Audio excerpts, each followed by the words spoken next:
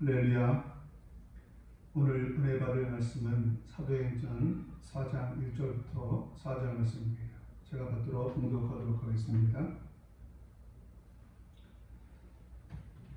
사도들이 백성에게 말할 때에 제사장들과 성전 맡은 자와 사두개인들이 이르러 예수 안에 죽은 자의 부활이 있다고 백성을 가르치고 전함을 싫어하여 그들을 잡음에 날이 이미 저물었으므로 이튿날까지 가두었으나 말씀을 들은 사람 중에 믿는 자가 많으니 남자의 수가 약 5천이나 되었더라. 아멘.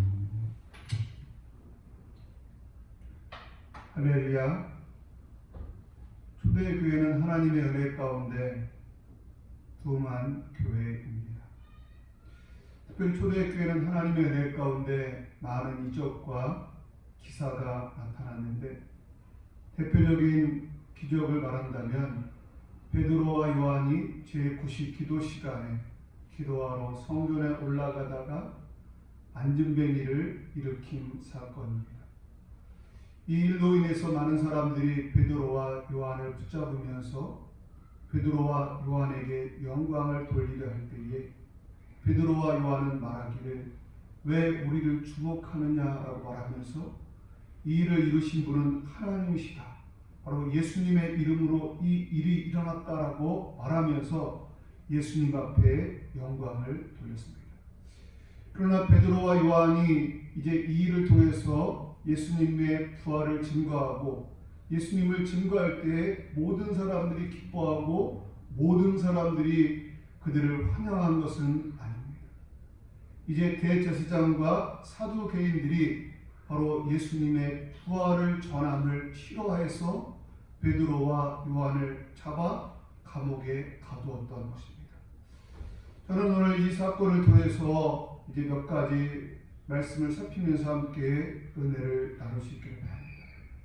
먼저 우리가 베드로와 요한이 예수님의 이름으로 이제 큰 기적을 이룬 것처럼 우리 믿는 우리들도 그런 일을 행할 수 있음을 기억하면서 우리들도 그렇게 일할 수 있는 우리가 될 수 있기를 주님의 이름으로 축복합니다. 우리 예수님께서 말씀하시기를 믿는 자들에게는 이런 표적이 따르리니 너희가 내 이름으로 귀신을 쫓아내며 새 방언을 말하며 병든 사람에게 손을 얹은 즉 나으리다라고 분명히 말씀하셨습니다. 우리 믿는 사람들에게도 이제 병자에게 손을 얹은 즉 낫는 역사가 있음을 기억하면서 믿음으로 기도하는 가운데 그와 같은 역사가 우리들 모두 가운데 있어지게 되기를 주님의 이름으로 축복합니다. 우리가 예수님을 믿으면 우리들도 베드로와 요한처럼 능력을 행할 수 있음을 먼저 믿을 수 있는 우리들 모두가 될 수 있기를 주님의 이름으로 축원합니다. 그리고 우리가 기억할 것은 우리를 통해서 능력이 나타나거나 우리를 통해서 큰 이적이 나타날 때에 우리가 조심하고 또 조심해야 한다는 것입니다. 마치 내가 한 것처럼 나 자신을 드러내면 되지 아니하고 베드로와 요한처럼 왜 우리를 주목하느냐라고 하면서 주님의 영광을 드러내야 한다는 것입니다.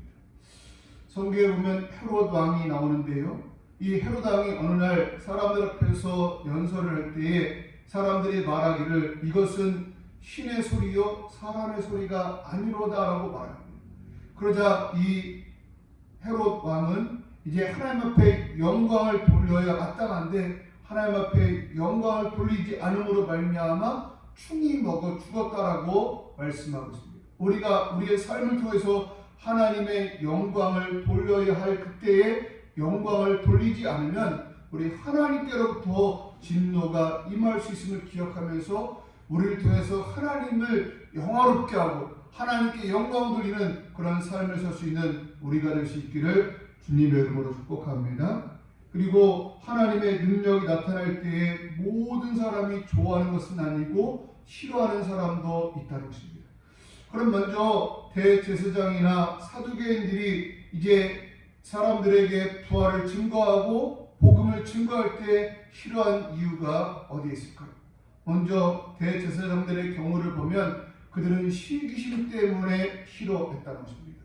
이들은 시기심 때문에 예수님을 십자가에 못 박히게 내어 준 것처럼 이제 제자들을 통해서 많은 능력이 나타날 때에 이들은 시기심 때문에 이들은 이제 그 제자들을 옥에 가두고 그들을 이렇게 괴롭히고 그들을 학대하고 그들을 죽이기까지 했던 것을 보게 됩니다.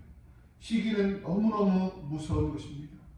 우리가 잘 알고 있는 것처럼 가인과 아벨이 하나님 앞에 제사를 드렸을 그때에 가인의 제사는 연락되지 아니하고 아벨의 제사만 연락되었습니다. 그때 가인은 아벨에 대해서 어떤 마음이 갔습니까? 시기심을 가지게 되고 결국은 그 아벨을 들에서 돌로 쳐서 죽였다는 것입니다. 이처럼 시기는 너무너무 무서운 결과를 가져오게 되는 것입니다.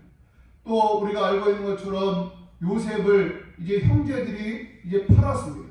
그래서 그를 애굽에 팔아버리게 되었는데 그렇게 된 이유가 무엇입니까? 그들은 동생이 아버지의 사랑을 독취하자는 것 때문에 그들은 그 시기심 때문에 동생을 이제 애굽에 이렇게 팔았던 것을 보게 됩니다.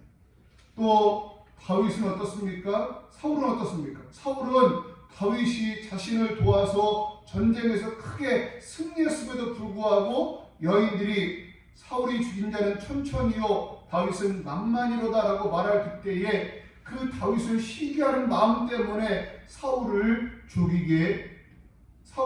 다윗을 죽이게 되었다는 것입니다. 이처럼 시기는 너무너무 무서운 것임을 기억하면서 시기를 버릴 수 있는 우리가 될 수 있기를 주님의 이름으로 축복합니다. 잠언서 14장 30절에 보면 평온한 마음은 육신의 생명이나 시기는 뼈를 썩게 하느니라 라고 말씀합니다.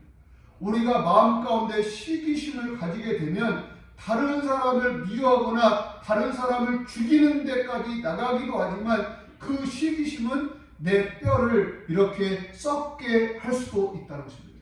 시기는 뼈를 썩게 한다라고 분명하게 성경은 말씀하고 있음을 기억하면서 시기를 버릴 수 있는 우리가 될 수 있기를 주님의 이름으로 축복합니다. 그렇다면 사두개인들은 왜 예수님을 믿는 사람들 또 예수님의 복음을 전하는 제자들을 이렇게 싫어하고 그들을 미워했을까? 그것은 그들이 부활을 믿지 못했기 때문입니다. 사두개인들은 바리새인들과 달리 그들은 예수님의 부활을 믿지 못했습니다. 아니 부활 자체를 믿지 못하고 그들은 영도 없다라고 말하고 천사도 없다라고 생각했던 사람들입니다. 그런 그들에게 제자들이 이제 예수님의 부활을 증거할 때에 그들은 너무너무 싫어한 나머지 그들은 이제 그들을 감옥에 잡아 가두었던 것입니다. 그러나 분명히 기억할 것은 사두개인들이 부활도 없고 영도 없고 천사도 없다라고 말한다고 해서 부활이 없어지거나 천사가 없어지거나 영이 없어지는 것이 아니라는 것입니다. 사람들이 아무리 없다고 주장해도 있는 것은 있는 것입니다. 많은 사람들 가운데 예수님의 부활을 부인하는 사람들이 있습니다. 그러나 그들이 부인하든지 부인하지 않든지 간에 예수님의 부활은 사실이라는 것입니다. 많은 사람들 가운데 이 세상은 저절로 있는 것이다 라고 말하는 사람들이 있습니다. 그러나 분명한 것은 그 사람들이 이제 이 세상이 저절로 있다고 말해도 이 세상을 만드신 분이 계신데 그분은 바로 하나님이라는 것입니다. 히브리서에 말씀하고 있는 것처럼 집마다 지은 자가 있는 것처럼 천지를 지으신 분이 계신데 그분이 바로 하나님이라는 것입니다. 우리는 이 사실을 늘 기억하면서 설 수 있는 우리가 될 수 있기를 주님의 이름으로 축복합니다. 그런데 대제사장들과 바리새인들을 서기관들은 이제 제자들을 미워하는 것 그 마음에서만 멈추지 아니하고 그들은 이제 행동으로 옮겨서 제자들을 감옥에 가두었다는 것입니다. 그리고 그들에게 위협했습니다. 오늘 사도행전 4장 18절에 보면 그들을 불러 경고하여 도무지 예수의 이름으로 말하지도 말고 가르치지도 말라라고 이제 경고를 했다는 것입니다. 그리고 이 경고에서 더 나아가서 이제 예수 믿는 사람들을 잡아서 이제 죽이기까지 했다는 것입니다. 최초의 순교자가 누구입니까? 스데반 집사님입니다.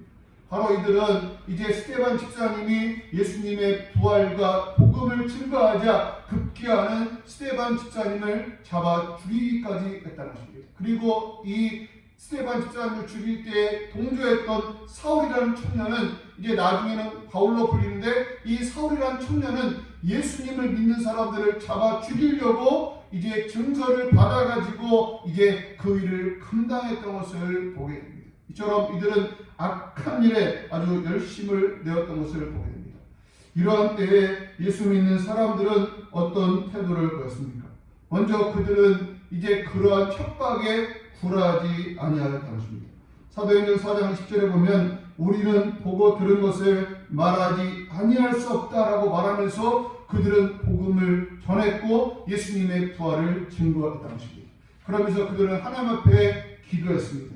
사도행전 4장 29절로 30절에 보면 주여 이제도 그들의 위협함을 굽어보시옵고 또 종들 하여금 담대히 하나님의 말씀을 전하게 하여 주시오며 손을 내밀어 병을 낫게 하시옵고 표적과 기사가 거룩한 종 예수의 이름으로 이루어지게 하옵소서 하더라. 아멘. 이들은 이제 협박이 있고 고난이 있었지만 거기에 굴하지 아니하고 그들은 기도하면서 하나님의 도움을 요구하고 하나님의 도움을 청하였다는 것입니다. 그리고 그들은 어떻게 했습니까? 사도행전 5장 42절에 보면 저희가 날마다 집에 있든지 성전에 있든지 어디에 있든지 예수는 그리스도라고 가르치기와 전도하기를 쉬지 아니하였다라고 말하고 있습니다.